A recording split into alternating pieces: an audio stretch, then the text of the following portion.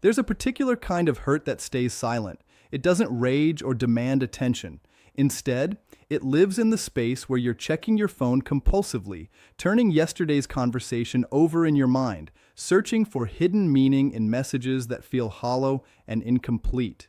You remember when things were different, when someone let you close, when their presence felt real, even if they weren't completely transparent. Then something shifts. It's as if they locked away something essential inside themselves and left you standing outside, your own pulse the only thing keeping you company. If you've ever been romantically involved with someone emotionally unavailable, this sensation is familiar. It goes beyond simple rejection. What you're experiencing is a fog of contradiction. Your emotional system gets shocked awake and then numbed again. You receive enough affection to make you believe in what you share, then get made to feel foolish for taking that connection seriously. Especially if you're the kind of person who absorbs feelings easily, who catches every small signal, who lets go of hurt without much resistance, and keeps extending love even through the gaps. This particular pain cuts differently.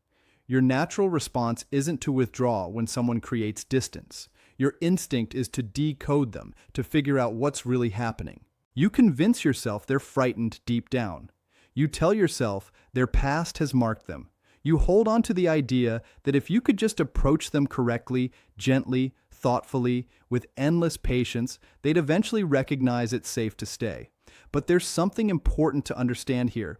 The more you pursue an emotionally guarded person with your compassion and insight, the simpler it becomes for them to emotionally separate while keeping you tethered to them psychologically. And nobody really prepares you for this part. Your care, when it has no healthy limits, turns into the very safety net that shields them from truly confronting what it means to lose you. Every extra message you craft, every attempt to clarify, every reassurance that says, "I understand you need space. I'll be here whenever you're ready," you might think you're demonstrating how much you love them. But what's really happening is you're making it safer for them to stay psychologically intimate without having to be genuinely present or accountable. You transform into the connector, the backup option, the cushion they land on, the emotional resource they access without risking real vulnerability or authentic accountability. This explains their pattern of moving closer, vanishing, returning, then backing away again. It's not about their feelings. It's about what they can do without losing you. And this is what makes it so difficult to escape. On the surface, the picture looks clear. One person is withdrawn, the other is invested. But what's actually taking place is significantly more intricate than that. Your nervous systems are performing a coordinated pattern. When their body senses connection, it registers as being trapped. When your body senses them creating space, it perceives risk. So their system reacts to too much closeness by pulling inward to find calm. Your system responds to their distance by moving closer to rebuild what's breaking. Neither of you is operating from a conscious choice. Both of you are working to stay steady, yet from the outside, it resembles something romantic. This explains why you feel spiritually bound to this person, why the intensity feels almost faded, why walking away seems impossible. It's not mysterious. It's a combination of behavioral patterns, early relationship imprints, attachment histories, and a body that confuses what's familiar with what's true for you. For people with avoidant patterns, emotional nearness doesn't bring peace, it brings anxiety. The brain region responsible for threat detection, your amygdala, can interpret intimacy as a loss of autonomy, a dissolution of identity, a reduction in personal agency. Not because love itself poses danger, but because their neurology links closeness to being overwhelmed. When connection deepens, when your affection begins wanting reliability, truthfulness, and active emotional engagement, their system can go into overload. Their stress chemistry activates, their body contracts. Their thinking begins calculating distances, identifying problems, planning exits.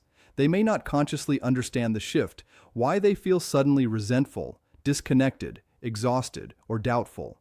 They just know their system is telling them to create separation. If you're someone who feels everything intensely, you probably notice the shift before it's even announced. You pick up on response delays, hear the change in their language, register the moment warmth starts receding. Your awareness becomes heightened. The chemical that creates feelings of reward and hope, dopamine, begins fixating on minimal gestures. A quick response feels like relief. A moment of genuine connection feels like survival. Before long, you're not simply extending love anymore.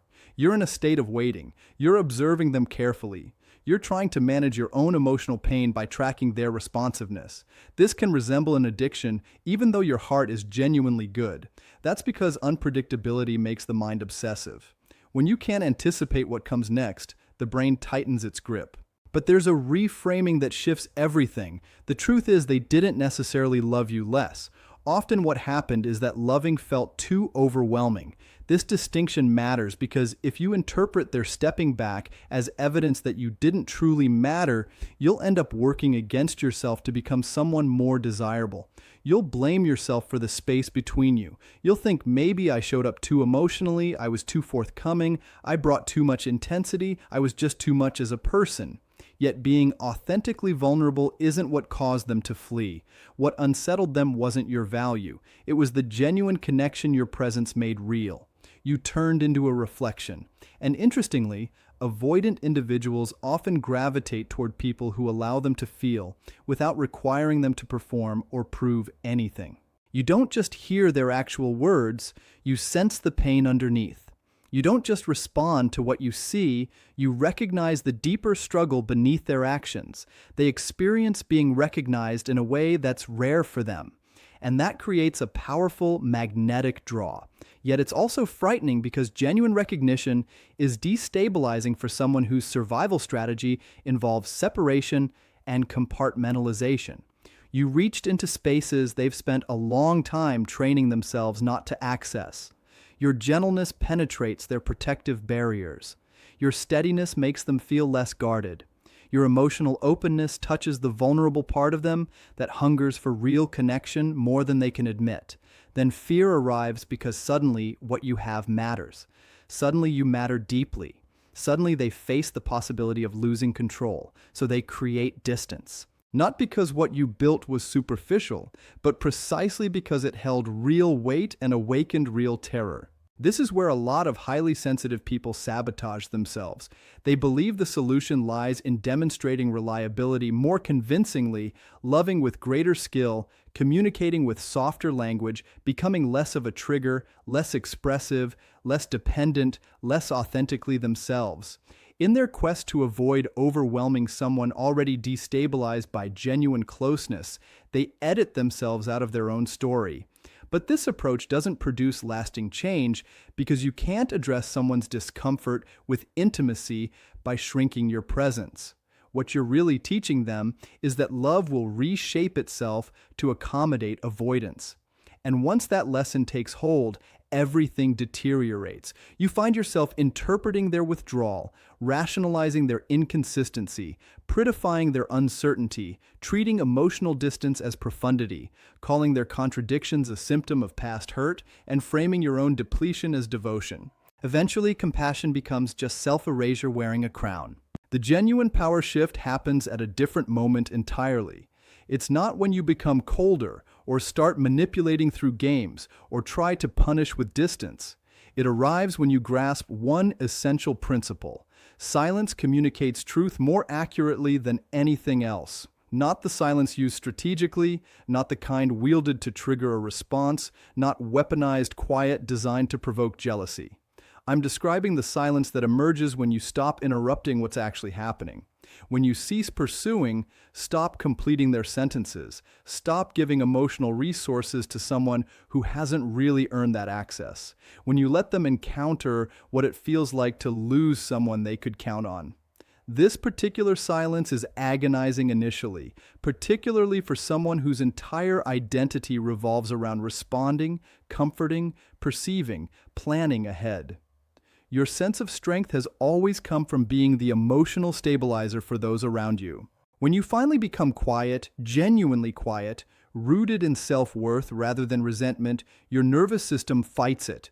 You feel the urge to send a message, provide explanation, reduce friction. You convince yourself they need closure from you. But what you're actually seeking is relief from the dread of no longer being the one they choose. Sit with that realization. Something significant shifts the moment you stop protecting them from their own difficult feelings. The system they constructed their life around begins to crack. The freedom they used to have, the ability to pull away without real consequence, suddenly has weight to it. The void grows. It feels different now, more suffocating, more tangible, less abstract. And suddenly, they're confronted with something your empathy previously shielded them from facing: your genuine absence. Not your words attempting to explain, not your hurt expressed in messages, your actual non-presence. That's what people with avoidant patterns truly struggle with. Not confrontation, not the hard emotional conversation. It's the rawness of emptiness when the person who made safety possible, who embodied softness and forgiveness, is no longer there. Because regardless of what they project outward, many avoidant individuals don't actually stop bonding. They compartmentalize, minimize, redirect into something else, rationalize away, push the feelings down into unconsciousness. But disconnection isn't real just because it's hidden. It's still there underneath. And silence possesses an uncanny ability to bring buried things back to the surface. That's when everything they tried to suppress comes flooding back. Freed from the pressure that intimacy created, their mind starts reconstructing what disappeared. The way your presence filled a room. How you looked at them without suspicion or judgment. Those small, ordinary details you held on to. The way you created emotional safety without any effort or performance. Then a peculiar reversal happens. The very person they backed away from suddenly becomes someone whose absence they cannot ignore. And sometimes this manifests as them reaching back out. The pursuit isn't always graceful or transparent. It might show up as a random message to check on you, engagement with something you posted months ago, a text sent when it's late, a flimsy reason to connect, a casual wondering how things are going. A moment of missing you dressed up as insignificant. But understand what's really occurring. The individual who once experienced your love as suffocating may now experience your withdrawal as haunting. When you were always present, accessible, continuously available, they could treat your emotional presence like it was guaranteed. But the moment you stop initiating, stop holding space, stop pouring your affection into emptiness, they encounter something they weren't ready for. You were not interchangeable. This is something many highly sensitive people underestimate about their own significance. You assume your strength comes from the magnitude of your capacity to love. That's actually backwards. Your true strength lies in what you bring to life for another person. Your grounding presence, your emotional clarity, your talent for recognizing someone's authentic self beneath what they present to the world. That caliber of attention makes an impression that lingers. An avoidant person might pursue romantic connections with others, maintain friendships, use distractions, tell themselves they've moved forward. Yet what proves difficult to locate elsewhere is that specific nervous system experience being truly perceived without pressure or coercion. That doesn't come around very often. That's precisely why they return to you mentally. That's why you become something they contemplate in their quieter moments. That's why the resonance of your presence extends far beyond any single interaction, not because you were flawless, but because you touched something genuine within them. Still, I want to tell you something important here. When they reappear, don't mistake this as confirmation that the dynamic has fundamentally changed. This is where countless people reconstruct the same harmful patterns. Because their return can feel like affirmation. Finally, they recognize your importance. Finally, they long for you sufficiently. Finally, your patience bore fruit. Finally, everything works out. But re-engagement is not the same as real growth. Longing for you is not equivalent to being emotionally ready. Desiring your warmth is not the same as possessing the maturity to nurture it. And if you welcome them back without seeing genuine behavioral shifts, accountability, and actual reliability, the original dynamic restarts. The attraction resurfaces. Hope explodes. Brain chemicals surge. Your body confuses their renewed attention with actual healing. Yet unresolved issues don't transform into something healthy simply because they've acquired an emotional veneer. If they're drawn back solely because your distance caused them pain, but they haven't fundamentally grasped how to remain engaged when connection intensifies, then you're not beginning something fresh. You're reliving the original hurt, and this version might wound you more profoundly because hope is now entangled with it. So if they do come back, observe them with genuine attention. Pay less attention to their words during moments when they fear losing you. Instead, notice their actions when closeness actually deepens. Do they voice their overwhelm or simply withdraw? Do they own their behaviors or offer vague emotional language? Do they make genuine space for your experience or only want access to your warmth and stability? Are they seeking reciprocal intimacy or temporary comfort? Do they value genuine closeness or momentary relief? These distinctions carry enormous weight. A truly evolved empath recognizes when they're being cherished versus when they're being used. Because yes, avoidant individuals can miss you intensely. They can carry you in their thoughts throughout their days. They can experience your absence as a constant ache in their body. They can even return with authentic tears and genuine tenderness, and still not possess the emotional framework to truly love you well. This isn't malice, but it is genuinely risky, particularly when your established pattern involves interpreting intensity as proof of genuine commitment. The transformation begins when their potential return stops being the thing you need to feel like you mattered. You already understand what you represented.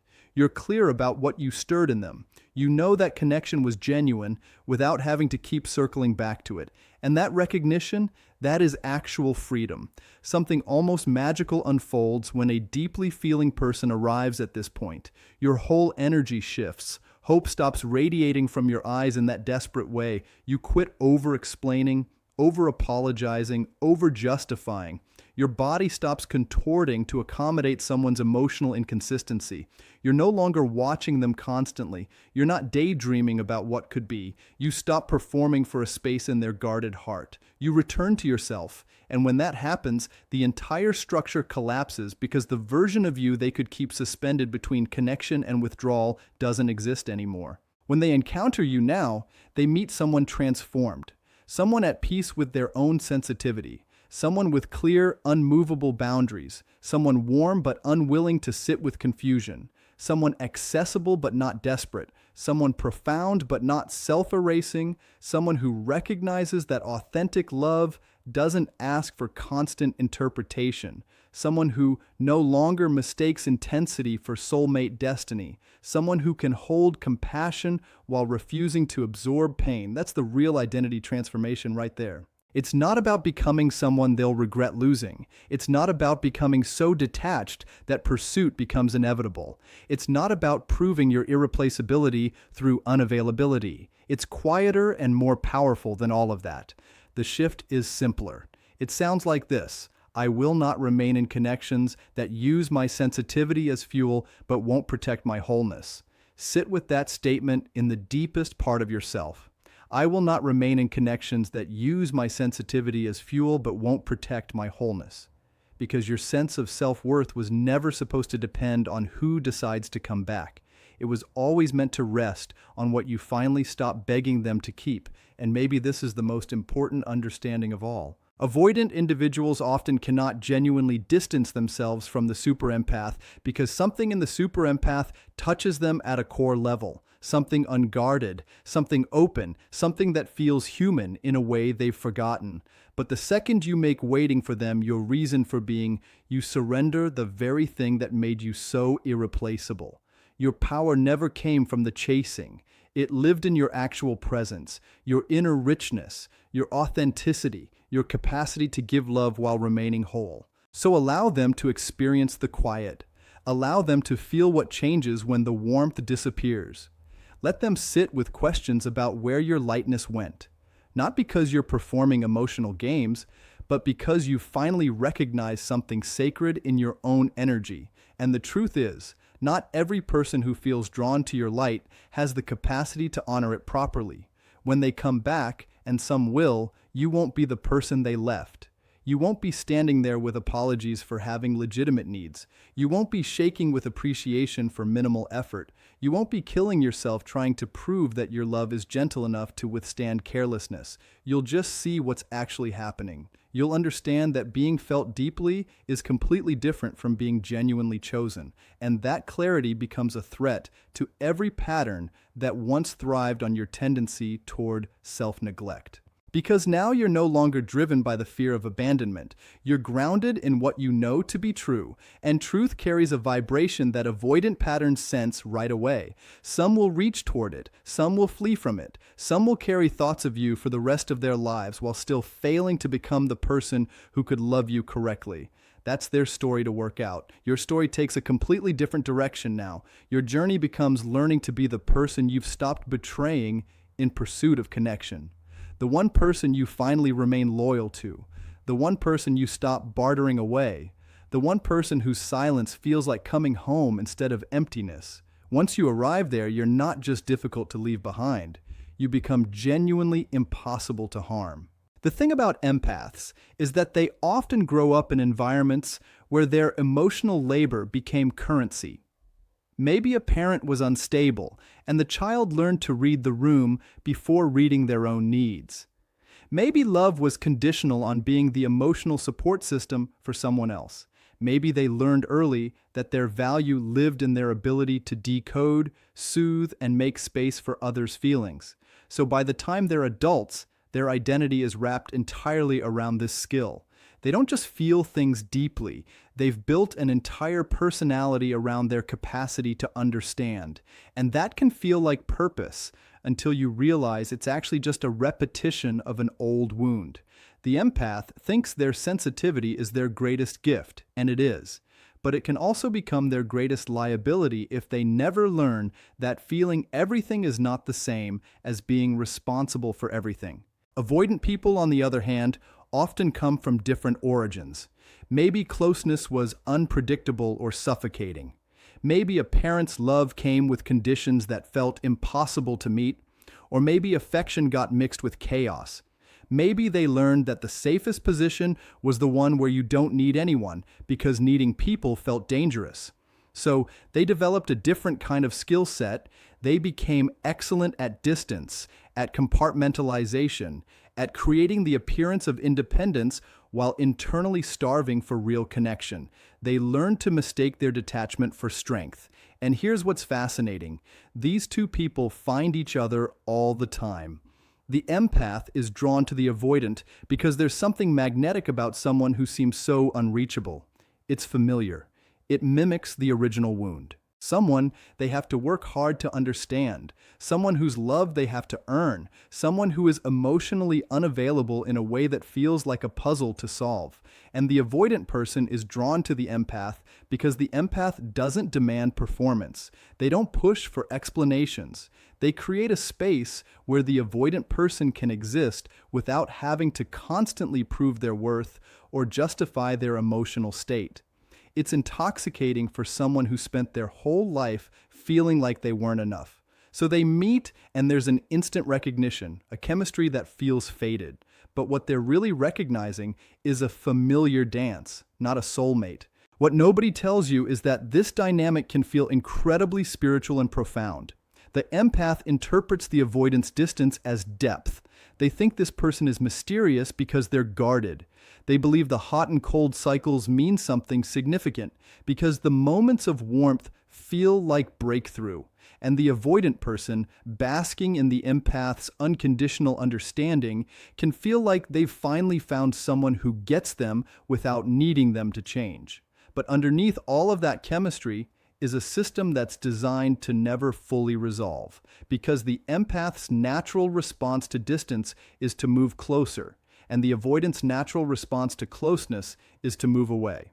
They're locked in a pattern that can feel like love, but is actually just two nervous systems trying to survive using completely incompatible strategies. The empath thinks if they just love hard enough, long enough, and gently enough, the avoidant will finally feel safe enough to stay.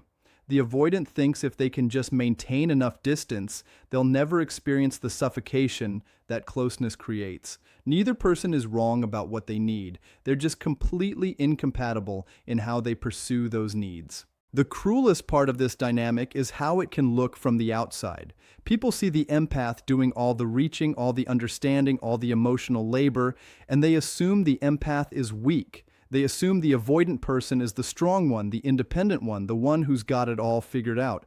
But that's a complete misunderstanding of what's actually happening. The empath isn't weak, they're brave enough to feel and brave enough to try. The avoidant person isn't strong, they're scared, and their distance is just fear wearing a costume of independence. What's actually happening is that the empath is doing the work of two people, while the avoidant person is protected by the empath's willingness to absorb their emotional chaos. The empath translates the avoidant's silence into meaning. The empath creates narratives that make the avoidant's behavior understandable. The empath provides such a soft landing that the avoidant never has to face the consequences of their patterns. And over time, this becomes resentment on both sides. The empath starts to feel used because they're giving so much and getting so little in return. The avoidant person starts to feel suffocated because they can feel the empath's unmet needs even when nothing is being said. The resentment doesn't fix the pattern, it just makes it uglier. One of the biggest turning points comes when the empath finally recognizes that they cannot love someone into emotional availability. This is the hardest lesson for someone whose entire identity is built on their capacity to heal others through understanding. They have to accept that their love, no matter how pure or how patient, cannot change someone who isn't ready to change. And more importantly, they have to understand that by staying and continuing to love, they're actually enabling the avoidant person to avoid the very growth they need. The empath's presence becomes a barrier to the avoidant person's healing because the avoidant person never has to face the discomfort of their own patterns. They can drift and disappear and come back because they know the empath will be there, ready to understand, ready to forgive, ready to love.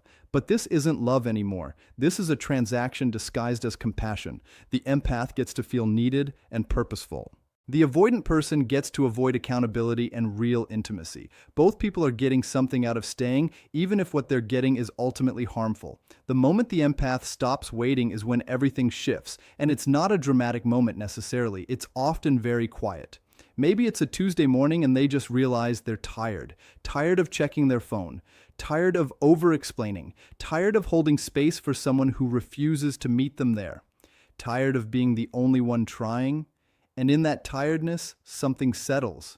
Not anger usually, just a quiet clarity.